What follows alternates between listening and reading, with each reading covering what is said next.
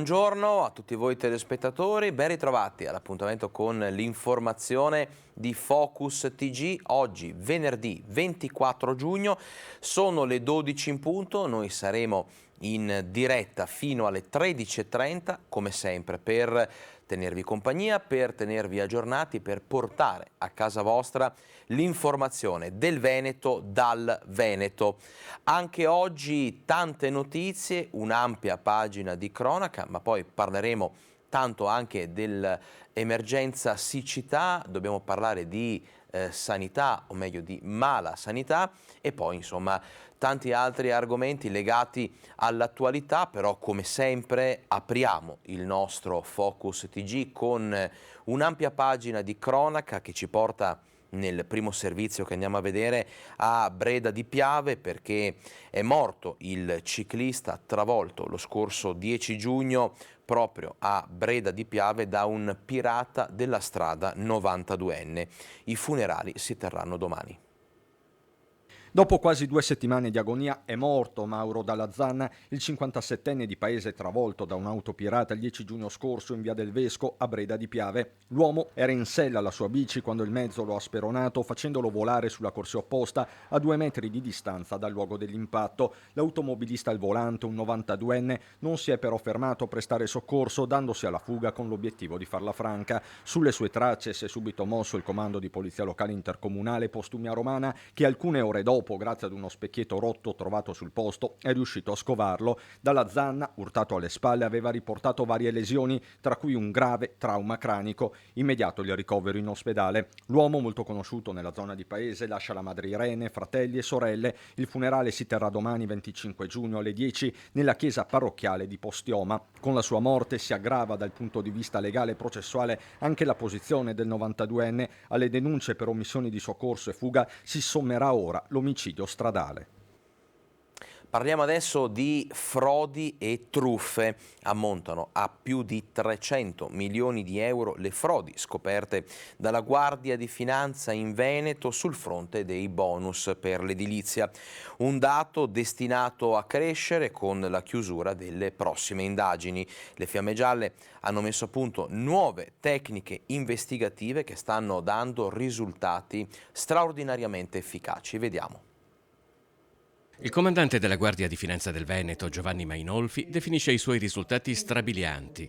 Le Fiamme Gialle hanno messo a punto un nuovo sistema di indagine capace di lavorare su un'enorme quantità di informazioni e di metterle in correlazione, uscendo dall'ottica dei singoli casi e inquadrandoli in un sistema. Il sistema quindi ci dà un warning che attiva i nostri controlli in materia di riciclaggio. Ci ha consentito di elevare i nostri sequestri in materia di antiriciclaggio, per esempio, da poco più di 100.000 euro del 2019 ad oltre 200 milioni del 2021, il che è una cosa strabiliante. In occasione del 248esimo anniversario di fondazione della Guardia di Finanza è stato reso noto il bilancio operativo dal 1 gennaio 2021 al 31 maggio scorso.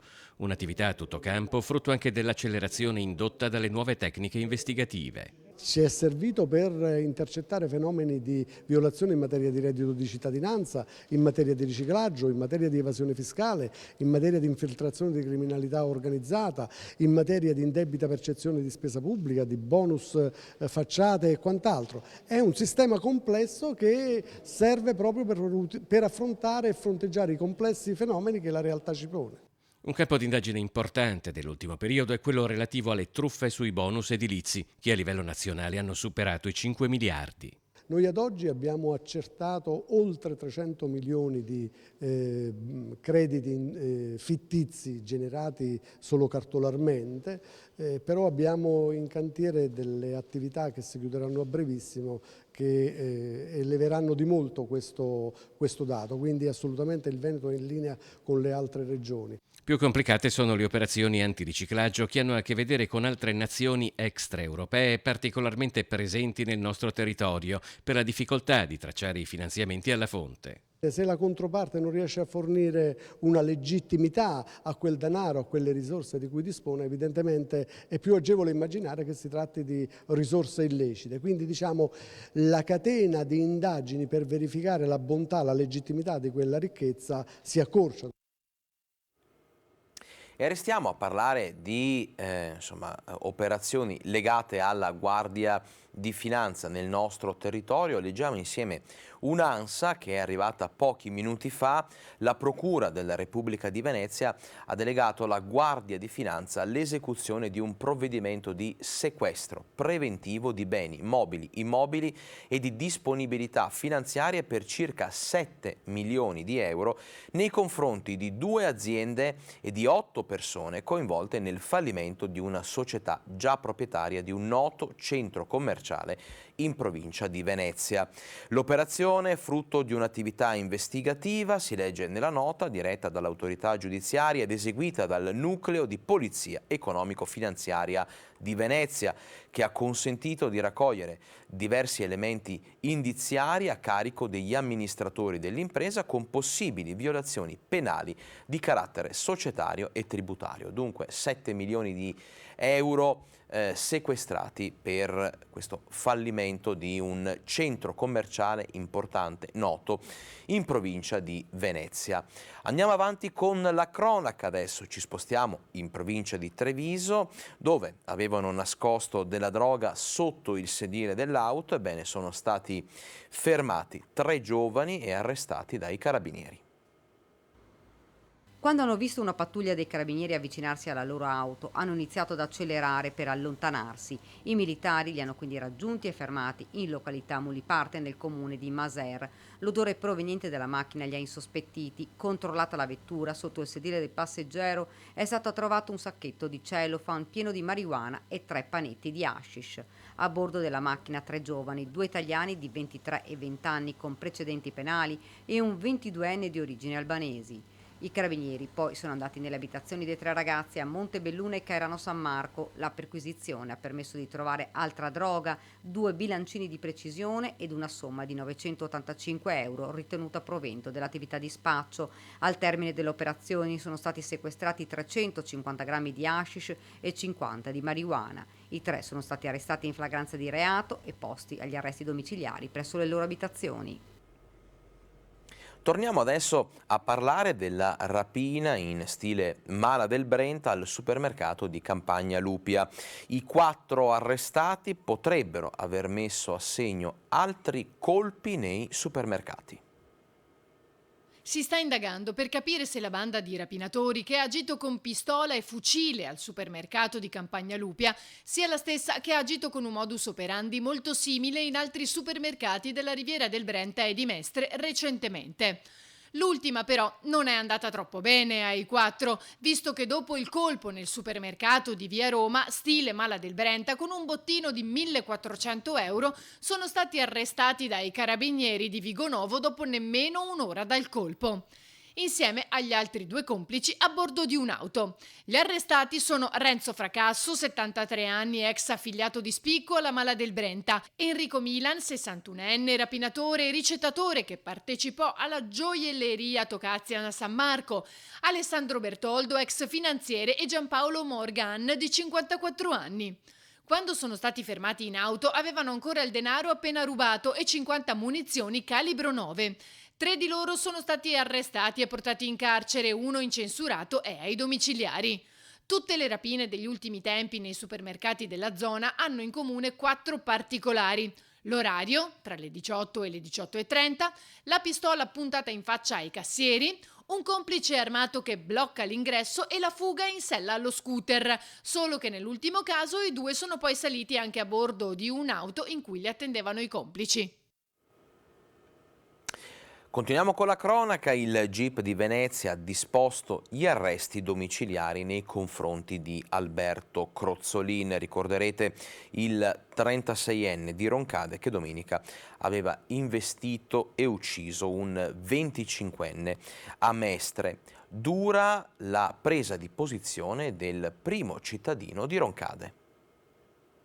Questa decisione lascia esterrefatti e sconcertati, perché ci domandiamo che cosa deve fare una persona per finire direttamente in galera, e comunque sia si tratta dell'uccisione di una persona. Ed è così che commenta il sindaco di Roncade, Pieranna Zottarelli, la decisione del GIP di Venezia che ha convalidato l'arresto e disposto gli arresti domiciliari in attesa del processo nei confronti di Alberto Crozzolin, 36enne di Roncade, che domenica pomeriggio, a Mestre, drogato al volante, ha travolto e ucciso con la sua auto il 25enne Quele Dembele.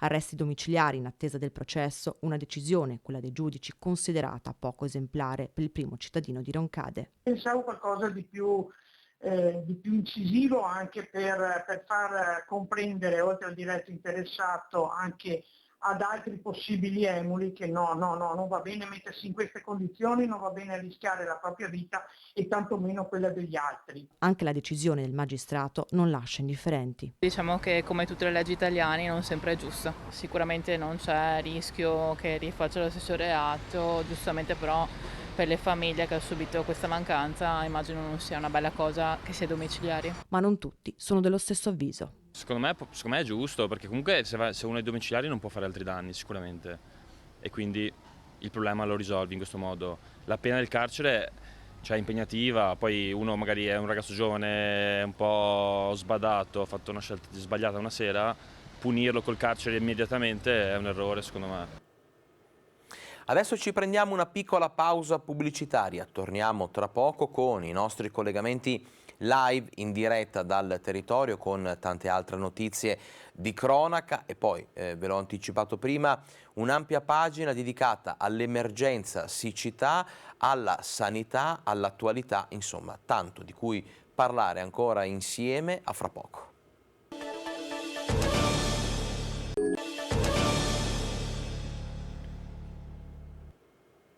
Sono le 12:15, ben ritrovati a Focus TG, siamo in diretta, ve lo ricordo, come ogni giorno saremo in diretta fino alle 13:30 con tante notizie, tanti approfondimenti. Continuiamo intanto con la cronaca. Ebbene, è caduta l'accusa di riciclaggio, dunque sono liberi i coniugi detenuti in Tanzania. Lei padovana, lui inglese, erano stati accusati dagli ex soci. Sono già usciti dal carcere a Zanzibar, dove si trovavano in condizioni precarie dal 7 giugno e sono completamente liberi. Per la padovana Francesca Scalfari e suo marito Simon Wood, il giudice ha emesso una sentenza che fa cadere completamente l'accusa di riciclaggio, l'unica che a Zanzibar prevede la custodia cautelare senza cauzione. Abbiamo dimostrato che la giustizia, anche se viene ostacolata, fa il suo corso. Non ho avuto dubbi, il giudice donna che oggi presiedeva l'udienza a dichiarare strike out, facendo cadere tutti i capi di imputazione che hanno portato Simon e Francesca tutti questi giorni di carcere. Il pubblico ministero aveva annunciato per oggi prove e testimoni che invece non ci sono stati e il giudice ha così liberato su cauzione la donna padovana e il marito inglese. Ora il processo proseguirà per altri capi d'accusa minori, ma secondo l'avvocata bassanese Manuela Castagnaro la strada ora è in discesa. Il pubblico ministero ha annunciato l'appello che potrebbe richiedere un paio di mesi. Simon e Francesca sono già sulla via di casa, finalmente liberi. Il processo continuerà per gli altri capi di imputazione minori. Tutto era nato da una causa intentata da alcuni ex soci che conteneva anche l'accusa di riciclaggio, quella che ha portato in carcere la coppia. E 10 giorni fa una rissa con un minorenne ferito, ieri la chiusura del bar di Piazza della Repubblica a Cadoneghe per 30 giorni. Sono stati gli agenti della polizia locale di Cadoneghe a eseguire l'ordinanza della questura di Padova che dispone la chiusura per 30 giorni di questo bar di Piazza della Repubblica. Era il 14 giugno quando tra il titolare del locale, un cittadino cinese, e un gruppo di minorenni è scoppiata una rissa finita con una coltellata all'orecchio di uno dei ragazzi originari dell'est europeo presenti. Dall'indagine successiva ai fatti il provvedimento emesso dal questore Antonio Sbordone, a cui sono arrivati i ringraziamenti del sindaco Marco Schiesaro, che annuncia, dopo quelli già eseguiti con la Polizia Locale di Venezia, altri controlli in tutto il territorio in collaborazione con gli agenti della Polizia Locale di Padova, con cui è stata sottoscritta una convenzione. E adesso una notizia drammatica perché un incidente domestico è risultato fatale per una suora della comunità Villa Regina Mundi a Santa Maria del Rovere a Treviso. È una comunità in lutto, quella di Villa Regina Mundi, per la tragica scomparsa di Giulietta Cambus, conosciuta come Suor Eligia. Aveva 87 anni e mercoledì sera è stata trovata senza vita dalle sue consorelle, schiacciata dall'armadio della propria camera da letto. L'incidente è avvenuto poco prima delle 19. Suor Eligia non è riuscita nemmeno a gridare aiuto. Le ante dell'armadio l'hanno colpita all'improvviso, facendole sbattere la testa contro la sedia della stanza. Una dinamica fatale.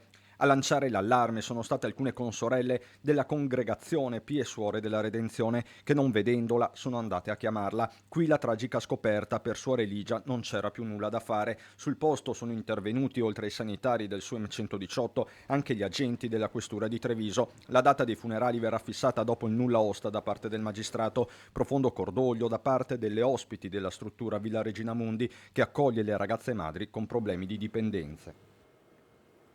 Torniamo a parlare di guardie di finanza, ma non solo, perché il CUB di Vicenza punta i fari sui dirigenti e i funzionari della sanità veneta, presentato un esposto proprio alle Fiamme Gialle.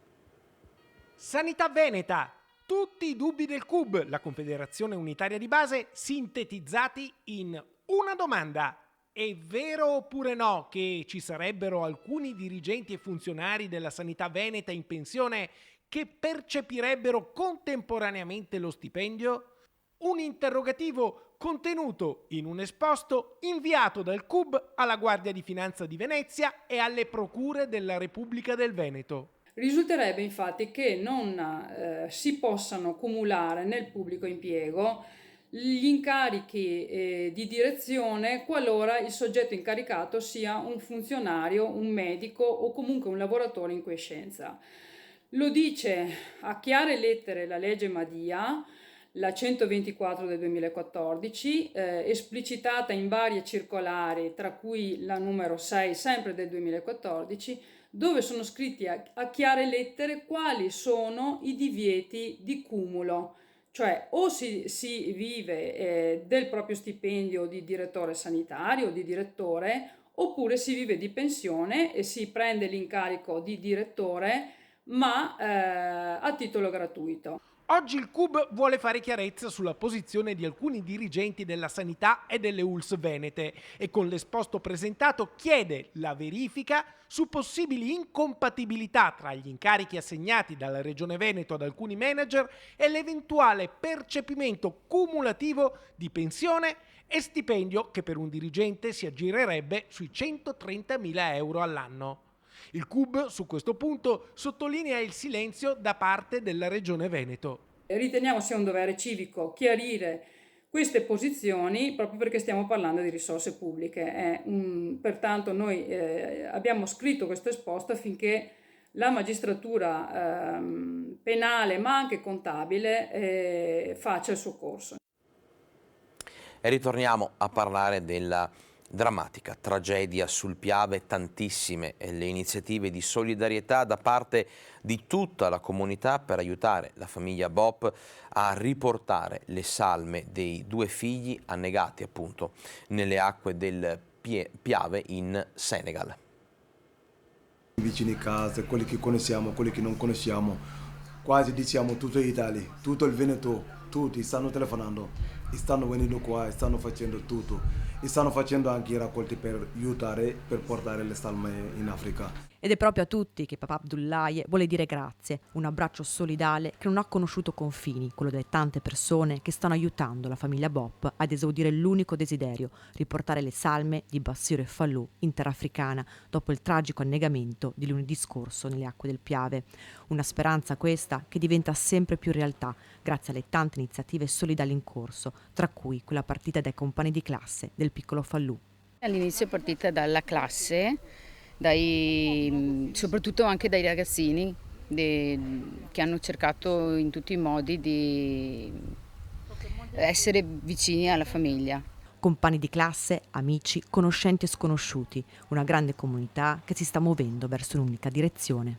tutti per un gesto così quello che è successo a loro può succedere anche a qualsiasi persona, allora dobbiamo essere uniti e dare la forza. Dato la tragedia, mi sembra giusto aiutarsi l'uno con l'altro. Mi sembra giusto comunque per una buona causa e quindi soprattutto per due ragazzi giovani così che hanno perso la vita per un motivo davvero stupido, diciamo, semplicemente per un momento di divertimento e di spensieratezza. Quando ho sentito questo giornale che c'è una raccolta qua, ho detto ma ci vuole.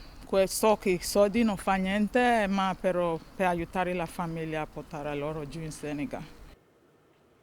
E noi adesso ci spostiamo a Padova per la vicenda dello stalker delle piazze, il commerciante che per mesi ha perseguitato una commessa del centro, finendo poi in carcere. Lunedì inizierà il processo.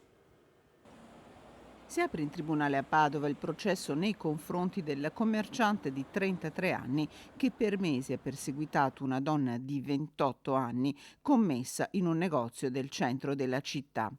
L'uomo, titolare di una profumeria sotto il salone, nonostante diversi provvedimenti emessi nei suoi confronti, a marzo per 2 volte si era presentato davanti al negozio dove lavorava la vittima delle sue attenzioni.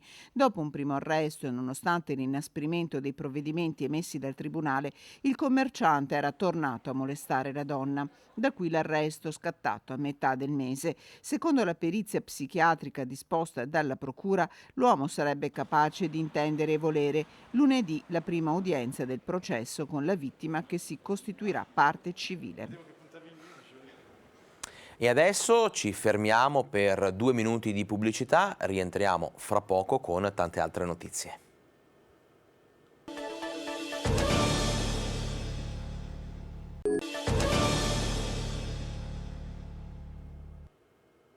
Mancano una manciata di minuti alle 12:30, ben ritrovati a Focus TG, siamo in diretta, continuiamo con l'ampia pagina di cronaca che anche oggi porterà a casa vostra insomma, gli aggiornamenti, le informazioni di quello che è successo, di quello che sta succedendo in Veneto.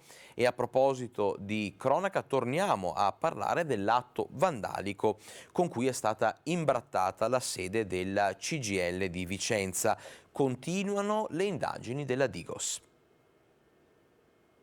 2 V incrociate a forma di V doppia contenuta in un cerchio rosso. È da questo simbolo che sono partite le indagini sull'atto vandalico con cui l'altra notte sono stati imbrattati gli ingressi della CGIL di Vicenza e della sede del CAF.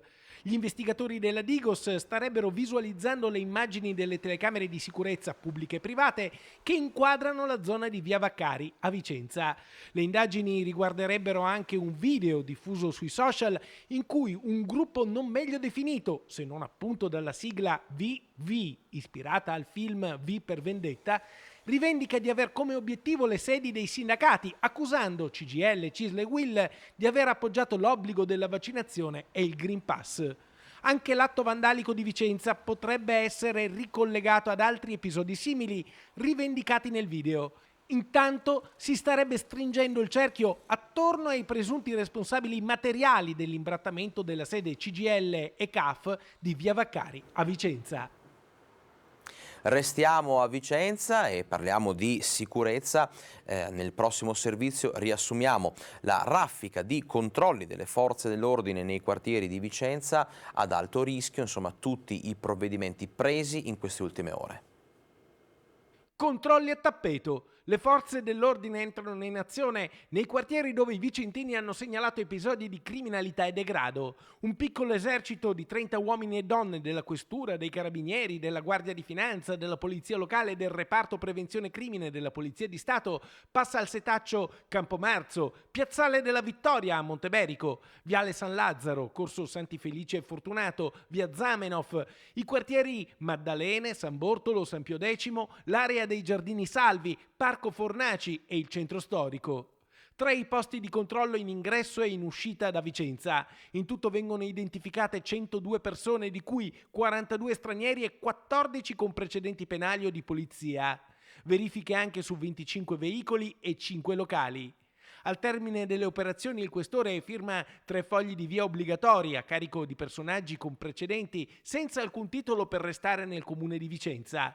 10 avvisi orali nei confronti di italiani e stranieri con spiccata pericolosità sociale e 6 ordini di allontanamento dal territorio nazionale nei confronti, tra gli altri, di 2 nigeriani, un egiziano e un marocchino con precedenti penali o di polizia e senza i requisiti richiesti per restare in Italia. E la polizia di Caorle ha identificato 17 finti sordomuti che truffano i turisti chiedendo denaro per aprire un finto centro di cure. Fingevano di essere sordomuti e riuscivano a farsi dare denaro dai turisti per costruire un fantomatico centro internazionale dedicato all'assistenza di persone non udenti, disabili e bambini poveri. Sono 17, tutti di nazionalità rumena, i truffatori fermati, identificati e foto segnalati nelle ultime settimane dalla polizia locale di Caorle. Dopo vari controlli, anche in borghese, gli agenti hanno elevato 12 verbali per violazione del regolamento comunale di polizia e sicurezza urbana sul divieto di raccolta firme e fondi, che prevede una sanzione di 50 euro, il sequestro del denaro e del materiale. Per dissimulare la truffa, i finti sordomuti sottoponevano ai passanti anche dei moduli scritti in italiano o tedesco da compilare e sottoscrivere, spesso con penne a inchiostro simpatico per poter poi far sparire le tracce dell'inganno. Per tutti è scattato anche il DASPO urbano con l'obbligo di lasciare la città e non rientrarvi per 48 ore. Nei confronti di 3 falsi sordomuti sono state inoltre presentate denunce all'autorità giudiziaria per accattonaggio molesto, reato del codice penale. E sarà ringraziato pubblicamente lunedì prossimo a Casugana Lorenzo Tassoni. Lo ricorderete, il 28enne che appunto lunedì ha preso al volo, ha salvato la vita a una bambina tunisina di 4 anni mentre stava precipitando dal terrazzo di un appartamento. La telefonata d'invito del sindaco è arrivata mentre noi giravamo il servizio. Sindaco, siamo con Lorenzo Tassoni. Eccolo qua al telefono. Buongiorno. Buongiorno. Buongiorno. Volevo farti i complimenti e ringraziarti perché la storia che abbiamo letto in questi giorni è una storia che mi ha colpito davvero tanto per tanti motivi, ma soprattutto perché è stata salvata una bambina e quindi volevo davvero ringraziarti tanto e approfittare anche per invitarti in municipio lunedì all'1 se puoi, perché così tutta la comunità ti ringrazia. Ok. Hai fatto qualcosa di straordinario. È arrivata così questa mattina, mentre giravamo il servizio, la convocazione dell'eroe di Sant'Antonino a Casugana. Una lunga telefonata con il sindaco Mario Conte, al termine della quale Lorenzo era evidentemente emozionato. Sei dimostrato davvero un grande cittadino, un grande uomo. Grazie, veramente. Non so veramente cosa dire, cioè nel senso veramente. Grande umiltà per questo 28enne veneziano che da diversi anni vive a San Zeno. Laureato a Padova, in Laguna ci torna quasi ogni giorno, visto che lavora come addetto museale a Palazzo Manfrin. Lunedì alle 5 del pomeriggio si è trovato al posto giusto nel momento giusto, ovvero sotto questo palazzone di via Sant'Antonino quando è caduto a terra un tablet e stava per precipitare una bambina di 4 anni. Ho sentito proprio dal nulla questa cosa che è caduta, questa altezza, e non ho fatto altro che proprio mettermi così e guardare verso l'alto. Ho alzato la testa, ho visto questa scena di questa bambina appesa con un braccino là sopra sul lato corto del terrazzo che mi guardava senza urlare appunto, ma solo impaurita, cioè proprio... E poi quando si è mollata dove ha sbattuto? Ha sbattuto da qualche parte o è venuto direttamente sulle tue braccia? Non è rimbalzata su questo terrazzo qui e appunto secondo me è stato questo ad avermi permesso di prenderla più saldamente, se no non lo so cosa sarebbe successo. Non ho urlato, ma ho detto a gran voce ti prego no, avvicinandomi perché non ero sconvolto dalla cosa. No. Dopo che è arrivata prima la madre in bicicletta, visto i sanitari attorno alla bambina, si è gettata dalla bicicletta in preda al panico, proprio divincolandosi. Poi una volta calmata mi ha abbracciato, mi ha baciato un piede che non... Il papà invece? Ha visto la bambina, era tutto bene, mi ha abbracciato anche lui, ci siamo abbracciati, io in lacrime, ovviamente anche tutti in lacrime. Insomma, una storia che insomma, sicuramente e per fortuna ha avuto un lieto fine tale da permetterci insomma, di raccontarla e di vivere anche questa emozione a seguito insomma, di un grande spavento. Noi continuiamo con la cronaca, ci spostiamo a Chioggia dove sono stati sequestrati 600 kg di vongole senza attestazione sanitaria. I finanzieri di Chioggia hanno sequestrato 600 kg di vongole veraci. Durante il pattugliamento marittimo hanno notato un insolito traffico di barchini da diporto di piccole dimensioni in zona Saloni all'interno del territorio del comune. I successivi servizi di osservazione hanno permesso di individuare 2 persone che utilizzando un furgone commerciale provvedevano a raccogliere il frutto delle battute di pesca di molluschi bivalvi del tipo comunemente denominato vongola verace, verosimilmente raccolte in zone precluse. I militari operanti hanno così deciso di sottoporre a controllo il veicolo commerciale al cui interno sono stati trovati 600 kg di vongole prive di attestazione sanitaria idonea a ricostruire la filiera del prodotto ittico. Il prodotto, la cui provenienza rimane tuttora ignota, stava per essere trasportato all'interno di un veicolo commerciale privo di sistema di refrigerazione e una volta commercializzato sarebbe stato immesso in consumo. I 2 occupanti e la società proprietaria del veicolo sono stati multati e le vongole sequestrate. E adesso chiudiamo per un attimo la pagina della cronaca, parliamo di attualità, parliamo dell'emergenza siccità, delle difficoltà che stanno colpendo non solo il mondo dell'agricoltura ma anche le famiglie, con tanti comuni che hanno emesso un'ordinanza per insomma, regolare l'uso e l'utilizzo dell'acqua potabile. Ebbene, la siccità, lo sappiamo, sta mettendo in ginocchio diversi comparti, lo abbiamo detto in particolar modo quello dell'agricoltura. Qui in Veneto senza piogge previste l'acqua sta scarseggiando e noi siamo andati in un'azienda agricola proprio alla periferia di Padova per insomma, testare con mano, per farci raccontare questo momento di grande difficoltà e per mostrarvi delle immagini che raccontano meglio di qualsiasi altra parola insomma, le problematiche e insomma, gli ostacoli che stanno affrontando gli agricoltori. A Salboro c'è un'azienda agricola cosiddetta multifunzionale, 20 ettari, grande per essere a 2 passi dalla città, che diversifica la sua produzione, dall'uva ai prodotti dell'orto, dal frumento al grano turco. In queste settimane la siccità sta producendo effetti disastrosi. È un'emergenza quotidiana, una ricerca esasperata di acqua per irrigare, di scelte da fare se coltivare o fermarsi e aspettare l'autunno. Molti raccolti infatti sono a rischio, con difficoltà anche economiche per le sorelle e il padre che gestiscono l'azienda, molti prodotti che soffrono. Il mais, come vedete alle nostre spalle, noi abbiamo cominciato anche ieri ad irrigare, però poi abbiamo dovuto fermarci perché mancava l'acqua e quindi speriamo che oggi si possa continuare, e poi anche le viti stanno soffrendo. Con una situazione del genere gli agricoltori si chiedono se sia conveniente fare un secondo raccolto. Ci stiamo chiedendo se sia il caso di fare il secondo raccolto, perché non avendo l'acqua e ci sembra che non ci siano prospettive né di pioggia e né appunto di acqua per irrigare, ci stiamo chiedendo se sia possibile farlo o meno, quindi veramente la stagione è compromessa. L'emergenza deriva anche dal fatto che parliamo di una situazione che di solito si ha a fine agosto, invece ora la siccità c'è già a giugno, senza acqua dalla montagna, con i fiumi a secco. Qualcuno sta razionando già l'acqua, ma in agricoltura non si può.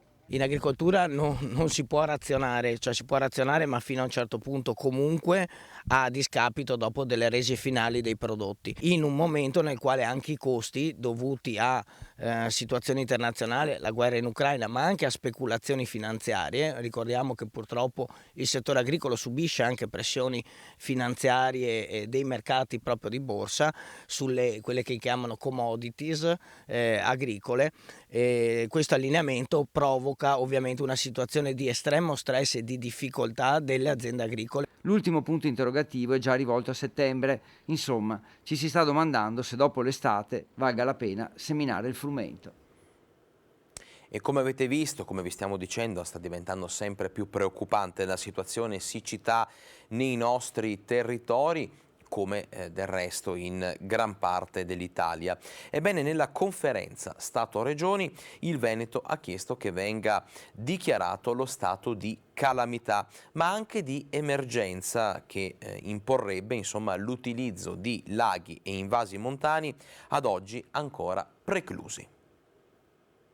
Farsi dare l'acqua da chi la sta trattenendo per altri fini che non siano consumo umano o agricolo. Questo è l'obiettivo del Veneto, che ieri ha chiesto al governo che sulla siccità venga chiesto lo stato di calamità e di emergenza. Calamità perché serve ad avere le risorse per ristorare gli agricoltori, e l'emergenza per utilizzare la risorsa acqua che c'è ed esiste in alcuni bacini, per esempio montani, che grazie allo stato di emergenza può essere utilizzato per la pianura, perché altrimenti altre regioni, altre comunità o semplicemente i gestori di questi bacini, penso a chi li utilizza per l'idroelettrico, non vuole rilasciare l'acqua alla pianura per farne un uso diverso, che è quello di produzione energetica. Nel mirino il Trentino, che continua a negare la crescita del deflusso dai laghi per aumentare la portata di Adige e Brenta. Situazione meno tesa per il lago di Garda, dove le comunità condividono l'aumento del deflusso tramite il Mincio verso il Po, che in questo momento vede il cuneo salino risalito di oltre 20 km. La situazione è abbastanza grave. Il cuneo salino ha superato il comune di Porto Tolle e si sta dirigendo verso il comune di Taglio di Po. Le prese che pescano acqua dal Po sono ferme nel comune di Porto Tolle, verranno spente probabilmente a breve nel comune di Taglio di Po, e una volta che raggiungerà il comune di Corbola, dove ci sono le prese più a monte, non saremo più in grado di irrigare. Credo rischiamo di perdere il raccolto di soia e mais, e ancora peggio il riso, data la tipologia di coltura che richiede molta acqua, e ritengo che avremo un'altra decina di giorni, massimo 2 settimane di disponibilità di poter irrigare, e poi saremo costretti a fermarci. E in questo scenario diventano essenziali anche le scelte di ogni singolo cittadino. È ovvio che in questo momento dobbiamo chiedere anche un sacrificio ai cittadini, e quindi di non usare l'acqua per riempire le piscine o per lavare l'auto, oppure, ripeto, non arrabbiarsi se uscirà un provvedimento che ci obbliga a chiudere le fontane a getto continuo, perché bisogna rendersi conto che oggi come oggi quelle sono uno spreco che nel 2022 non possiamo più permetterci. Insomma, un invito al buonsenso, anche alla responsabilità che anche noi caldeggiamo per insomma, questo momento di grande difficoltà legato all'emergenza siccità. Noi ci prendiamo adesso 2 minuti di pausa, torneremo continuando a parlare di siccità, perché dobbiamo vedere la situazione a Padova, la situazione a Treviso e non solo, e poi tante altre notizie, i nostri collegamenti, tutto questo a fra poco.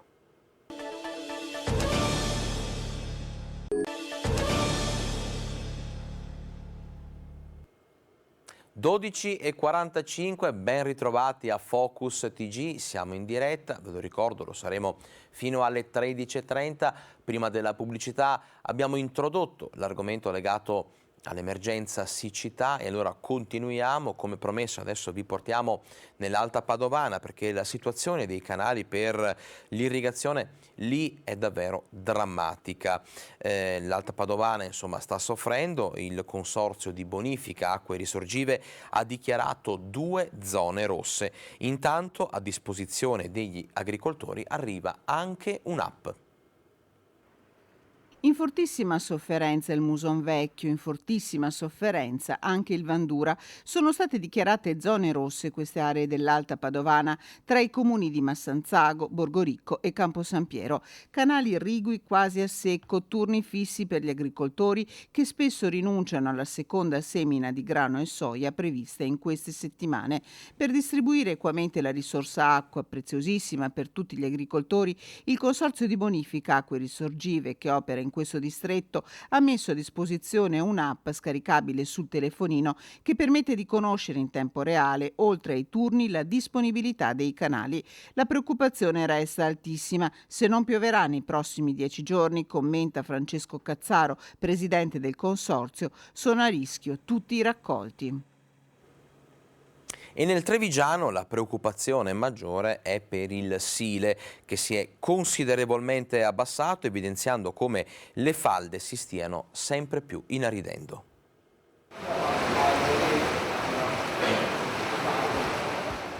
Un'immagine che racconta da sola la situazione dei canali a Treviso, portati al minimo deflusso possibile perché la quasi totalità delle abitazioni del centro storico scaricano in acqua. È una delle tante conseguenze di questa ondata di siccità che pare non avere fine. E che sia veramente preoccupante lo dimostra l'abbassamento importante del Sile, che va ricordato ai fiumi di Risorgiva e quindi a portata costante finché c'è falda nel sottosuolo. Erano decenni che davanti al San Leonardo non riemergevano le piazzole ottocentesche delle lavandaie, ma anche qualche magagna lungo Viale Regina Margherita, o che in pescheria la sirenetta emergesse sin dal basamento lungo il Cagnan. Segnali che non possono non far preoccupare e che vanno a sommarsi ad una situazione critica in tutta la Marca, soprattutto per il comparto agricolo. Le colture annuali come il mais purtroppo, mancando l'acqua, rischiano di compromettere interamente la produzione. Se da qua a breve non arriva qualche pioggia, di sicuro queste aziende faranno molta fatica a portare il raccolto a fine stagione. Agricoltori ma anche cittadini che devono essere consapevoli che se non piove ci sarà acqua ancora solo per un paio di mesi. Fino alla fine di agosto, sperando in qualche pioggia che riesca a rimpinguare un po' le falde o comunque i fiumi principali.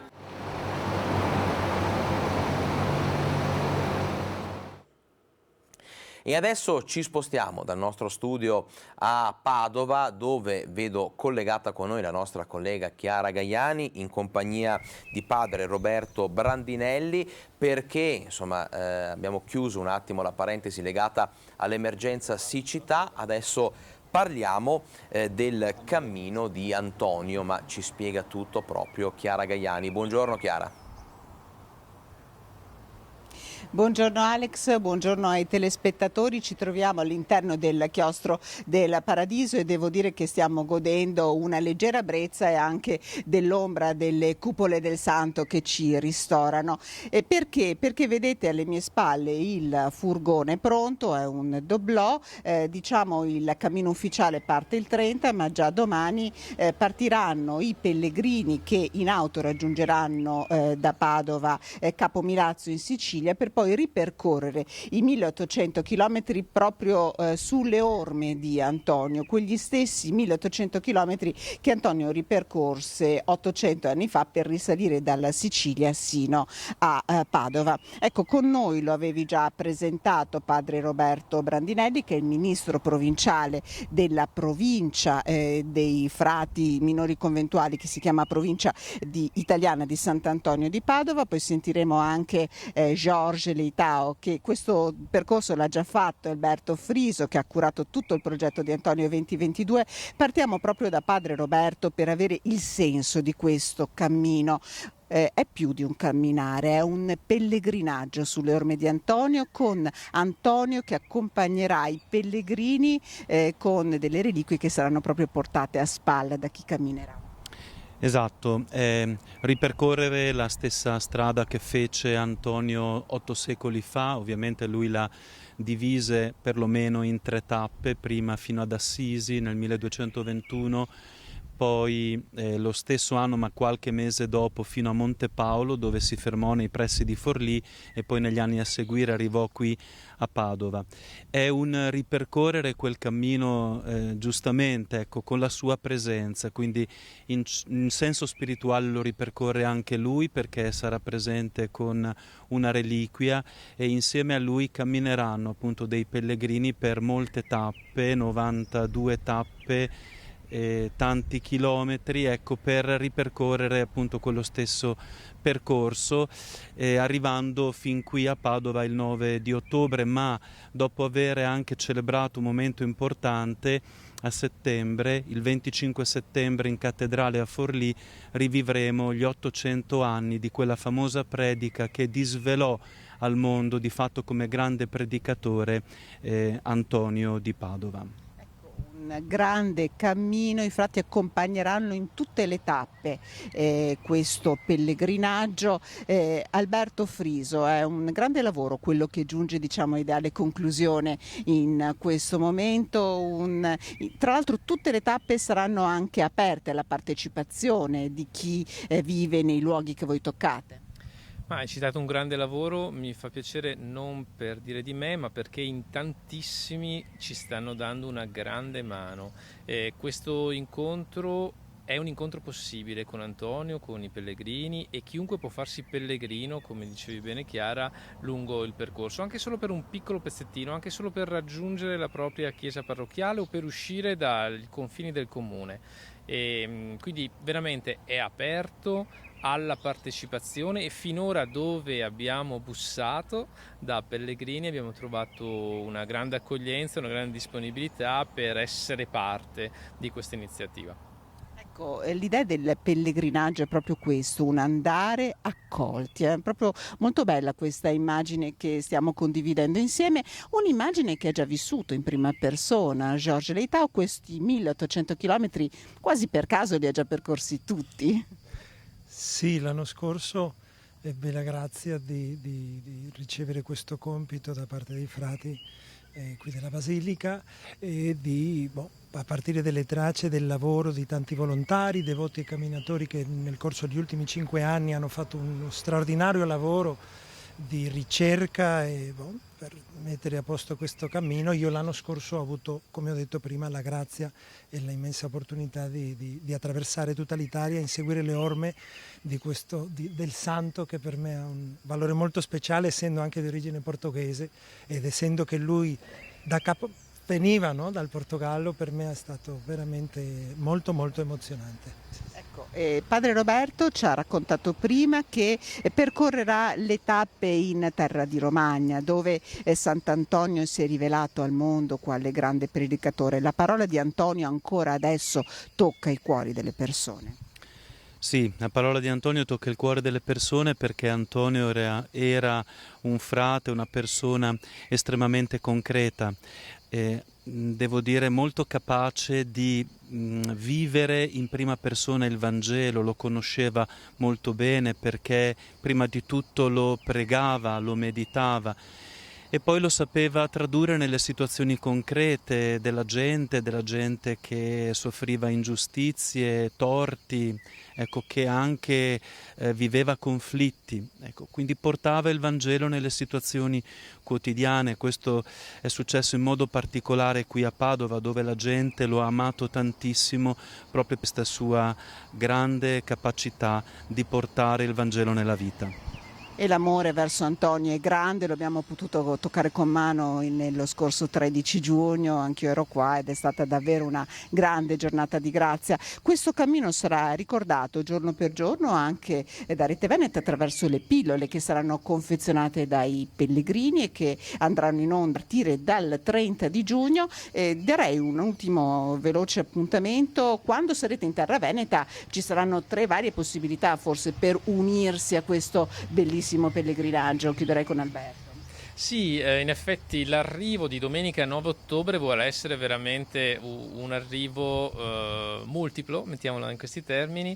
C'è un cammino di Sant'Antonio che arriva da Gemona del Friuli, che abbiamo già camminato e che in parte ripercorreremo, ma ci sono tracce di pellegrinaggio da Bassano del Grappa proprio, tramite Campo San Piero e poi Padova, e anche c'è una traccia da Venezia, Dolo, Padova. Inoltre arriveremo da sud, quindi ci daremo appuntamento qui in Basilica del Santo veramente in tanti, per celebrare con tutti gli incontri e le preghiere che porteremo su da questi 3 mesi e mezzo di cammino. Siamo emozionati già adesso al pensiero di cosa potrà succedere. E allora tanti auguri di buon cammino, camminate un po' anche per tutti noi. Alex, se non hai altre domande Grazie, da studio, Chiara. ringrazio davvero i miei ospiti e dalla Basilica del Santo ti saluto. Grazie Chiara Gaiani, buon lavoro, grazie anche ai tuoi ospiti. Hai fatto bene anche a ricordare che Rete Veneta seguirà con delle pillole giornaliere, insomma, tutto il pellegrinaggio. Noi adesso però cambiamo discorso, ci spostiamo poco da Padova, perché da Padova andiamo a Galliera, dove i costi dell'energia elettrica mettono in ginocchio il bilancio del comune. Allora a Galliera Veneta dal 4 luglio a mezzanotte si spegnerà l'illuminazione pubblica. Finora erano bastati alcuni piccoli sacrifici, ma dal 4 luglio a Galliera Veneta, a partire dalla mezzanotte, saranno spente tutte le luci pubbliche, tranne quelle agli incroci pericolosi e lungo le strade provinciali e regionali. A darne l'annuncio a malincuore il sindaco Italo Perfetti, che a giugno esaurirà i fondi accantonati per i consumi elettrici. Nel 2021 era un importo di 16.000 euro di gennaio e gennaio 2022 siamo arrivati a 32.000 euro. Ecco, quindi esattamente il doppio. Il doppio. La nostra previsione di bilancio, che era stata fatta nel 2021 per il 2022, abbiamo esaurito questo periodo di giugno. Siamo in esaurimento della copertura. Fondi esauriti, come anche il contributo arrivato dal governo. Galliera Veneta, su quella somma importante che hanno gestito lo Stato per i vari comuni, a noi ci è arrivato 17.000 euro. Neanche una bolletta. Neanche una bolletta. Un atto necessario per non ritoccare le tasse, spiega il primo cittadino, che non intende mettere mano all'addizionale IRPEF o all'IMU sulla seconda casa e che vive ogni giorno la preoccupazione per il prossimo autunno, quando sarà necessario riscaldare le scuole frequentate da 750 studenti. Io ho una copertura fino a novembre e dopo speriamo bene. Io spero che lo Stato preveda qualche soldino e dare un aiuto a tutti i comuni, non quelli di Galliera, ma a tutti quanti, perché questo problema ce l'hanno tutti. Serve la collaborazione di tutti, per questo il sindaco rivolge un appello ai primi cittadini. Io ai miei colleghi dico: troviamoci, discutiamo, perché ottobre siamo alle porte e dobbiamo trovare una soluzione per i nostri ragazzi che sono all'interno di queste strutture e dobbiamo dare un servizio. Difficoltà economiche per le amministrazioni comunali, difficoltà economiche per le aziende, ma anche per gli esercenti, per i commercianti. Noi nel prossimo servizio torniamo ad occuparci del fenomeno delle edicole che chiudono. Torniamo a Padova, ci racconta tutto il nostro collega Federico Fusetti. Bruttissimo per noi, ci dispiace tanto perché è stato tutto un sacrificio, però qua bisogna ringraziare anche il comune però, che ci hanno tolto i parcheggi, hanno tolto 4 linee di autobus, cioè la gente come fa a arrivare?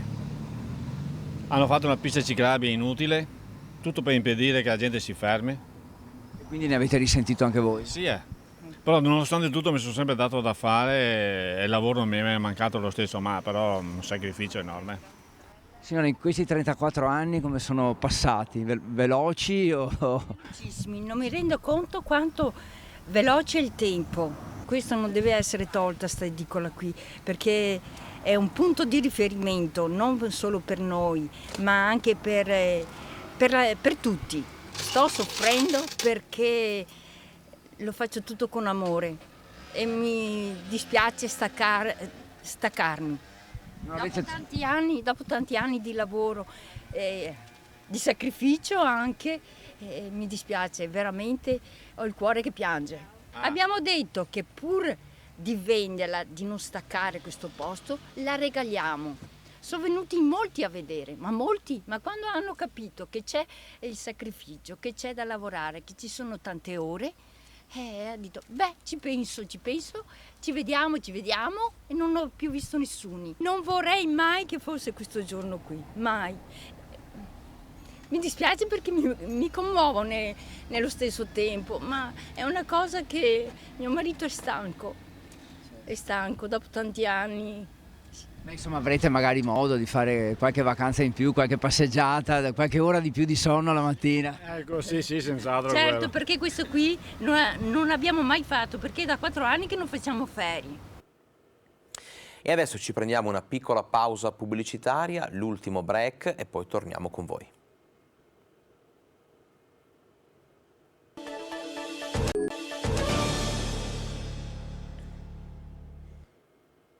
Rieccoci in diretta con Focus TG. Prima della pubblicità abbiamo introdotto l'argomento delle difficoltà economiche di alcune categorie, abbiamo parlato dell'ennesima edicola costretta a chiudere, ma prima ancora abbiamo fatto accenno anche alle difficoltà delle amministrazioni comunali nel gestire l'aumento, i rincari dei costi di acqua, luce e gas. Ebbene, adesso continuiamo a parlare di un settore produttivo in difficoltà, parliamo dei ceramisti, un settore, quello appunto della ceramica, in forte crisi, e allora parte unanime una richiesta di aiuto alla Regione.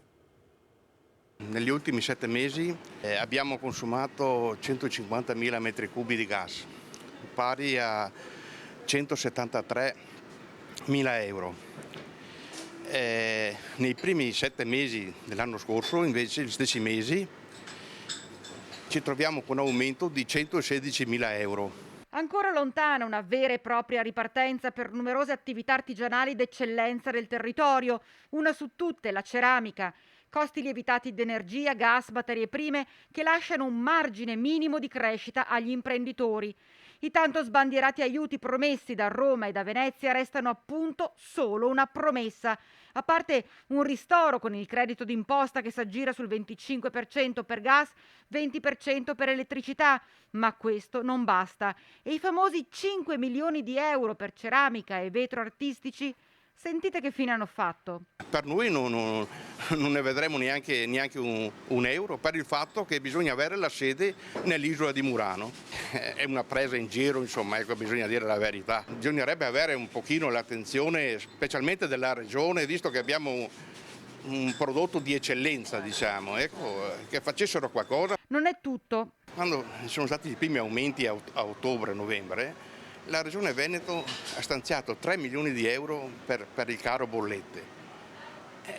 La ceramica niente. Abitiamo in provincia di Vicenza, è un comune del Veneto, sicché hanno dato un contributo per il gas perché è indispensabile per la cottura del vetro, ma anche per la ceramica è indispensabile per la cottura della ceramica. Una disparità di trattamento tra vetro e ceramica artistici che pesa. Mariano Venzo lancia un appello proprio alla Regione Veneto. Non abbiamo mica solo, non so io, le montagne, lo sci, il prosecco, il ciliegie, abbiamo anche la ceramica, insomma. Ho l'impressione, che non è solo mia ma anche dei miei colleghi, che proprio siamo dimenticati, insomma, ecco. Poi in concreto si fa poco, capito? Obiettivo 2023 per i serrai di Sottoguda. Il sindaco vede finalmente una luce in fondo al tunnel. I segni di quanto causato da Vaia nell'ottobre del 2018 sono ancora ben visibili nei serrai di Sottoguda, una delle località più affascinanti e spettacolari delle Dolomiti bellunesi. Dopo 4 anni però, e dopo un sopralluogo, dal sindaco di Roccapietre, nonostante le 1000 difficoltà, arriva un messaggio di speranza. Grazie soprattutto alla direzione lavori e alle imprese che ci hanno consentito l'accesso. Vedere sul posto chiaramente il progetto non è la stessa cosa che vederlo in municipio, era una cosa opportuna da fare. Credo che i consiglieri comunali si siano resi conto anche delle grandi difficoltà che si stanno affrontando in quella gola. Mi viene in mente prima fra tutti la strada di cantiere che più volte è stata danneggiata da improvvise bombe d'acqua sempre più soventi. Ricordo anche il periodo di stop completo dei lavori durante il Covid, ricordo che adesso al momento attuale abbiamo un aumento esponenziale dei prezzi delle materie prime e dei carburanti che creano grossi problemi ai cantieri e agli appalti. I lavori nei serrai prevedono un impegno di spesa di 11 milioni di euro. Ora non resta davvero che sperare non ci siano altri intoppi a causare ulteriori ritardi. Io ho fiducia però che se tutto va bene e non siamo soggetti sempre a continue nuove emergenze, noi riusciremo a portare a compimento quei lavori entro la fine del 2023 nel migliore dei modi. Cambiamo decisamente argomento, parliamo della staffetta degli alpini. Ieri tappa vicentina per le penne nere che hanno portato la fiaccola della pace tra le vie della città e a Monteberico. Arrivano sfidando la salita sotto i portici per raggiungere Monte Berico. Vicenza apre così le porte alla staffetta degli alpini, partita il 6 giugno da Ventimiglia, che si concluderà il 2 luglio a Trieste. Oggi protagonista la provincia berica per la 15ª delle 23 tappe che portano la Fiaccola della Pace a coprire l'intero arco alpino, affidandola a centinaia di penne nere. Oggi da Piazza Matteotti, passando per le vie del centro, sono arrivati a Piazzale della Vittoria, per poi procedere fino a Bassano. Sul Monte Berico la cerimonia con onori alla bandiera e ai caduti e la deposizione di una corona al monumento alle 8 aquile. Sta percorrendo in questo tragitto da mare a mare, perché partirà dal Mar Tirreno e arriverà al Mar Adriatico il giorno 2 luglio, quindi arriverà a Trieste il sabato 2 luglio, e passa attraverso tutte le nostre Dolomiti. Ha avuto un momento di trasferimento nella zona abruzzese, dove sono state svolte il fine settimana scorso le Alpiniadi alpine, e sta ripercorrendo appunto le Dolomiti. Ma intanto la città di Vicenza è in prima linea, e non solo per le celebrazioni dei 150 anni della fondazione del Corpo, guarda già al 2024. Per noi è importante, è un momento, una testimonianza importante. Vicenza ha dato la cittadinanza onoraria al Battaglione Vicenza, darà quest'anno la cittadinanza onoraria all'Associazione Nazionale Alpini che compie 50 anni, e festeggiamo i 100 anni dell'Associazione Provinciale di Vicenza, quindi è un momento unico, in quest'anno unico, e lanciamo anche la nostra campagna per la Dunata 2024. Quest'anno tra luglio e settembre avremo visita da parte del Comitato Nazionale, al quale presenteremo la città, presenteremo tutto il nostro impianto amministrativo e ci auguriamo di meritarcela e di averla qua. E dopo Vicenza è stata la volta di Bassano, grande emozione per il passaggio degli alpini sul Ponte Vecchio. È un ponte vestito a festa quello che accoglie il passaggio della Fiaccola della Pace nella 15ª tappa della staffetta di 1500 km da Ventimiglia sino a Trieste per i 150 anni dalla fondazione del Corpo degli Alpini.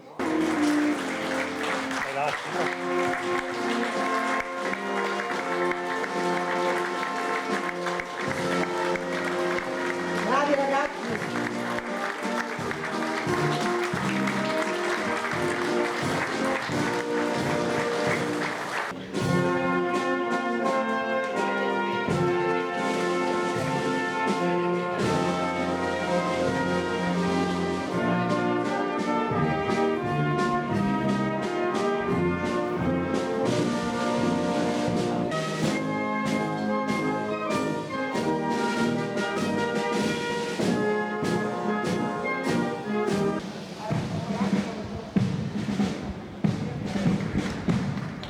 Prende ora la parola il presidente dell'Associazione Nazionale Alpini, Sebastiano Favero.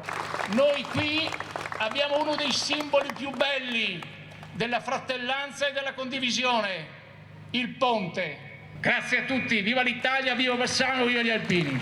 E sul Far del Tramonto, con gli ultimi discorsi davanti alla chiesa di San Giovanni, si chiude questo straordinario pomeriggio a Bassano, città degli alpini.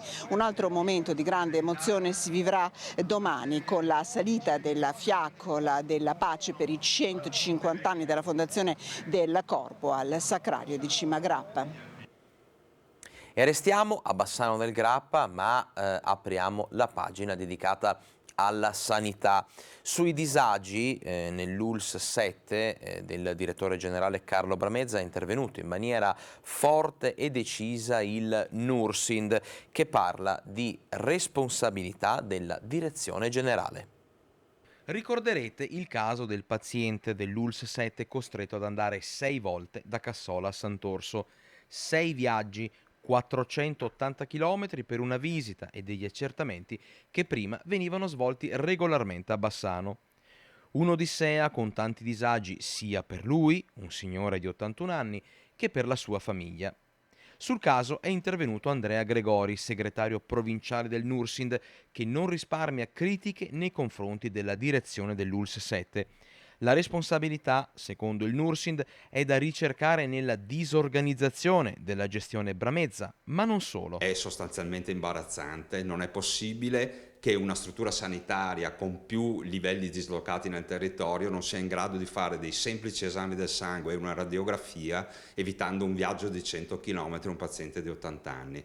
La risposta del direttore generale denota una insensibilità completa verso gli utenti, ma una sensibilità molto elevata verso il bilancio. Succede all'interno di un'organizzazione perché c'è pochissima sensibilità e si pensa che il risultato finale sia l'unica cosa che interessa all'utenza, per poi produrre dei dati che dicono che la sanità funziona benissimo, ma alla fine i disagi per chi della sanità ne deve usufruire sono altissimi. Penso che questi pazienti che denotano queste difficoltà, oltre giustamente a denunciarle, debbano prendere l'iniziativa di interagire con la Regione, che è il datore di lavoro dei direttori generali, e sensibilizzarli su questo. E i cittadini a migliaia lo stanno facendo, sottoscrivendo la petizione contro questa ULS-7, ma anche facendo sentire sempre più forte la propria voce alla politica. Prima quella locale, che si è in gran parte schierata con loro, ma adesso le risposte devono arrivare da chi gestisce la sanità veneta. E del caso ULS-7, con tutti i disagi e tutti i problemi, se ne è discusso in maniera animata anche a Focus, la trasmissione di approfondimento condotta dal nostro direttore Luigi Bacialli. Le durissime accuse lanciate dal vicepresidente del Consiglio regionale Nicola Finco riecheggiano forti nei corridoi e nelle stanze di Palazzo Balbi a Venezia. Ma a parlarne sono soprattutto i cittadini, i pazienti, le persone che da tempo stanno vivendo disagi nell'ULS-7, un ULS-7 che, come ha tuonato Finco, sta lavorando con un atto di indirizzo non approvato dalla Regione del Veneto. Questo vuol dire che il tecnico, ovvero il direttore generale Carlo Bramezza, sta operando senza l'approvazione della parte politica che lo ha nominato. Anzi, in alcuni casi, come nella clamorosa gestione del passaggio di senologia dal San Bassiano a Sant'Orso, Bramezza sta lavorando in aperto contrasto con quanto deciso dalle schede regionali. E ne parla anche la politica locale. Vorrei ricordare, ma lo sa benissimo Zaia, che il decreto legge 158 del 2012 prevede che le regioni abbiano una piena giurisdizione in termini di politica e economia sanitaria per le rispettive aziende. Quindi in sostanza cosa vuol dire? Che tutte le decisioni degli ospedali del territorio vengono prese dalla regione. Bassano sta subendo tagli di reparti e anche il personale sta avendo delle ingiustizie per quanto riguarda soprattutto la non retribuzione e non erogazione degli straordinari avvenuto durante la pandemia. L'ospedale è frutto di una civiltà che è quella europea cristiana, che è nata per servire le persone, non per gestire dati e quant'altro. Ecco, quando sento e leggo nei quotidiani che è normale che anziani di 70-80 anni, ma anche una persona di 30 anni debba andare da Bassano ad Asiago, a Sant'Orso per fare delle visite e venga spacciato come normalità, a me non va bene. Quindi questa mozione, che verrà discussa la settimana prossima, si chiederà appunto all'assessore competente, che è del nostro territorio, di rendicontare con tanto di dati ogni 3 mesi al Consiglio Comunale la situazione dell'ULS-7 affinché si faccia trasparenza per i cittadini. E sulla presa di posizione di Finco interviene anche Pietrangelo Pettenò, che non risparmia durissime critiche al direttore generale Bramezza e a chi l'ha nominato. Cioè, nel senso che dovrebbe chiedere a chi l'ha nominato, e chi l'ha nominato, se l'ha nominato lo lascerà là, perché qualche motivo ci sarà che ha nominato un tecnico che mi pare non in grado di gestire la sanità in quel territorio così importante. Così è. Cioè, purtroppo bisogna rispondere alla politica, c'è poco da fare. Le scelte devono essere tecniche di gestione, ma poi gli indirizzi devono stare negli enti proposti. Purtroppo la Presidente Zaia ha nominato il direttore sbagliato, cioè, non c'è poco da fare, e è cominciato a sostenere questa cosa. Ed è stata una giornata importante invece per la sanità bellunese, inaugurato il nuovo acceleratore lineare. Si chiama acceleratore lineare, è una strumentazione di assoluta avanguardia che porta la radioterapia bellunese ai massimi livelli. 2 milioni di investimento che permetteranno per esempio di colpire le patologie oncologiche alla prostata e all'apparato mammario con la massima precisione, e producendo il minimo danno possibile ai tessuti circostanti le cellule tumorali. Un grande investimento, sono 2 milioni di euro. Acceleratore lineare vuol dire che questo sta diventando di fatto, lo è da oggi, come uno degli hub tra i pochi a livello regionale, forse 2 o 3 hub che riescono ad avere una radioterapia mirata e quindi le cellule verranno colpite da questo cecchino, da questa nuova tecnologia, evitando di distruggere nella fase di radioterapia magari i tessuti non intaccati dal tumore. Per i bellunesi non sarà quindi più necessario guardare altrove e non solo, è una struttura che potrà essere di supporto anche per dove una strumentazione tanto aggiornata non è ancora disponibile. Per la sanità bellunese vuol dire che questo apparecchio pone la nostra azienda ai massimi livelli della radioterapia, non soltanto del Veneto ma d'Italia. Questa tecnologia è nuovissima, permette dei trattamenti differenziati molto precisi e quindi cambia l'approccio terapeutico, la durata delle terapie e la qualità di vita dei nostri pazienti. Nuova impennata di contagi Covid in Veneto, in particolar modo nella Marca. A livello regionale sono oltre 6.000 i positivi in più nelle ultime 24 ore. Dopo vedremo la tabella aggiornata, ma adesso ascoltiamo le parole del virologo Pregliasco che fa il punto della situazione.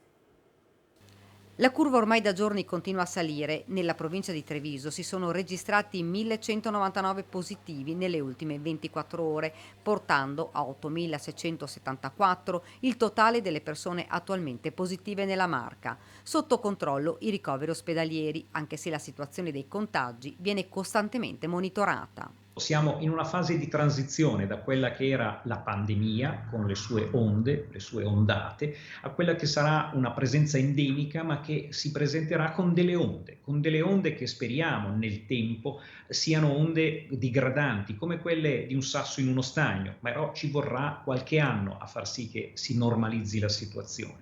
La nuova variante Omicron 5 è molto più contagiosa delle altre. Una capacità diffusiva enorme, è un po' più buona, tra virgolette, rispetto alla possibilità di determinare effetti pesanti, ma tutto questo anche grazie ai vaccini, e poi stiamo scontando un po' un rialzo fisiologico legato alla libertà che ci siamo guadagnati e che è giusto averla in questo momento, no? Perché la situazione epidemiologica era buona, ora in salita. È chiaro che se ci baciamo, abbracciamo, cantiamo insieme, diamo occasioni a questo virus così più contagioso di ringalluzzire un po'. Queste ondate si susseguiranno nel tempo con rialzi dei contagi e poi dei cali.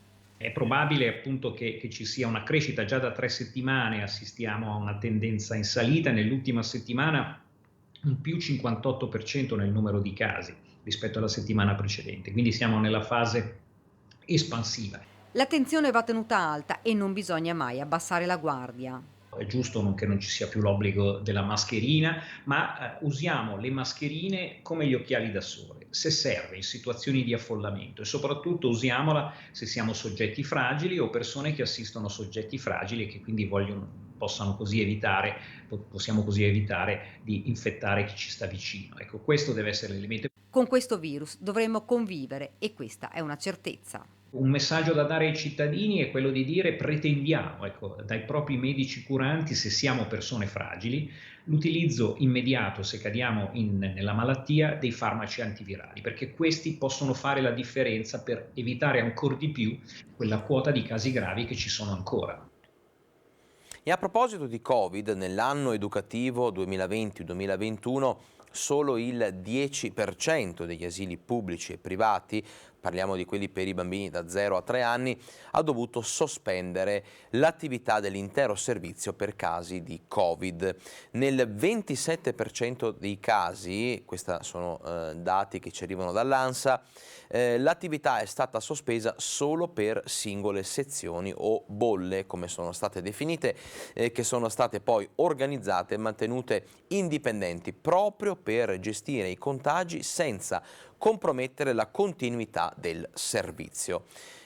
Dicevamo del Covid, dicevamo dei dati, e allora diamo un'occhiata a quanto fornisce il report di Azienda zero, report che fotografa, lo ricordiamo, l'andamento dei contagi nelle ultime 24 ore nella nostra regione. Ebbene, i dati che riguardano il delta dei positivi fa segnare quasi, dati in linea con quelli di questa settimana qui, circa 6.000 nuovi contagi al giorno.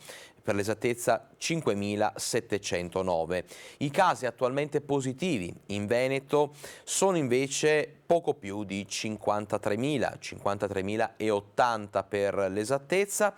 Andiamo a vedere gli altri numeri che estrapoliamo da queste tabelle. Vedete come i ricoveri in area non critica fanno segnare un aumento di 16 unità nelle ultime 24 ore, 16 ricoveri in più dunque in area non intensiva. Invece aumentano le terapie intensive di una unità e purtroppo dobbiamo continuare a vedere e a commentare questo numero, il numero dei decessi che nelle ultime 24 ore fa segnare 6 nuove vittime causa Covid nella nostra regione.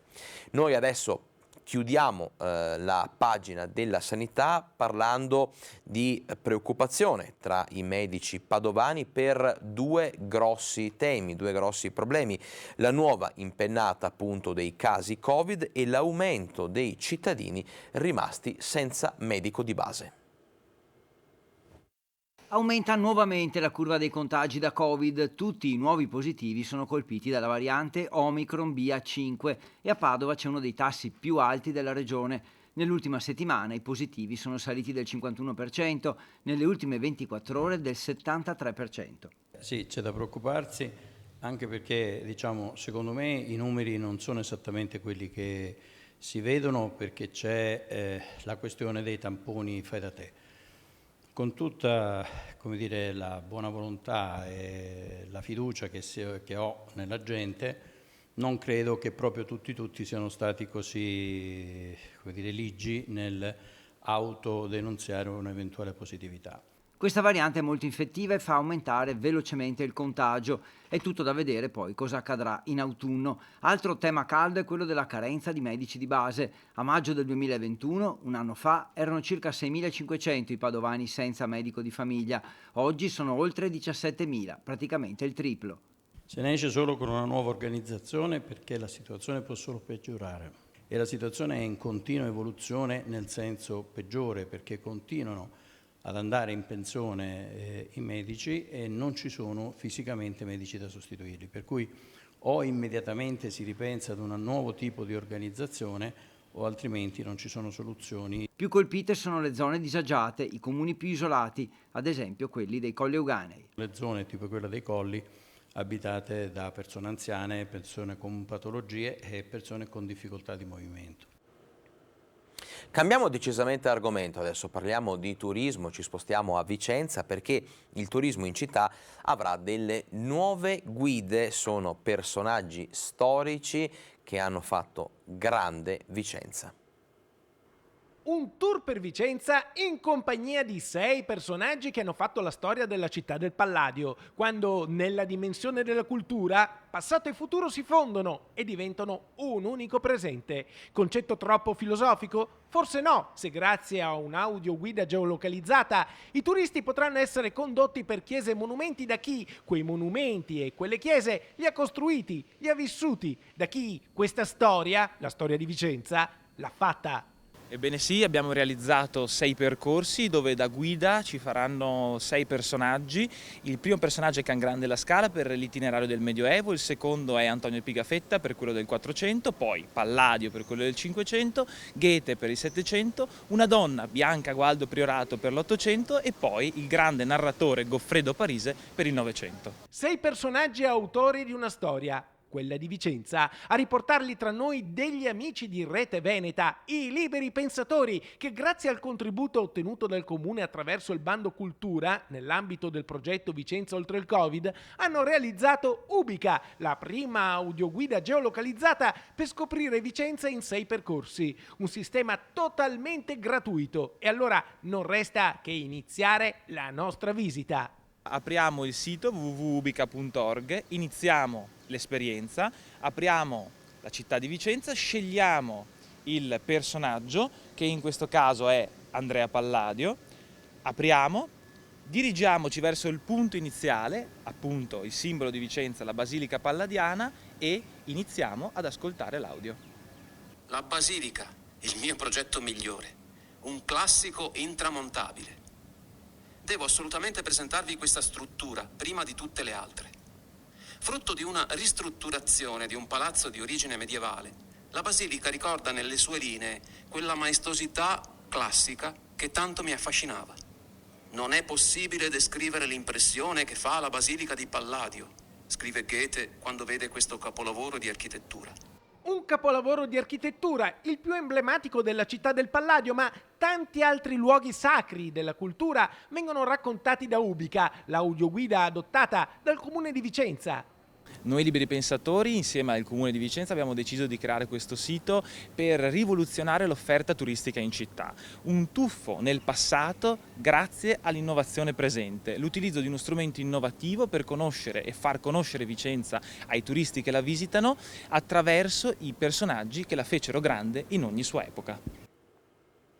E questo era il nostro ultimo servizio per oggi. Si chiude qui dunque l'edizione giornaliera di Focus TG. Prima dei saluti però permettetemi di ricordarvi gli appuntamenti serali con l'informazione di Rete Veneta. Parlo di TG Bassano e di TG Vicenza e poi questa sera con il nostro talk di approfondimento Focus condotto dal nostro direttore Luigi Bacialli. È davvero tutto per oggi, vi do appuntamento a domani, puntuali ore 12, non mi resta che augurarvi buona giornata e grazie per aver scelto l'informazione di Rete Veneta.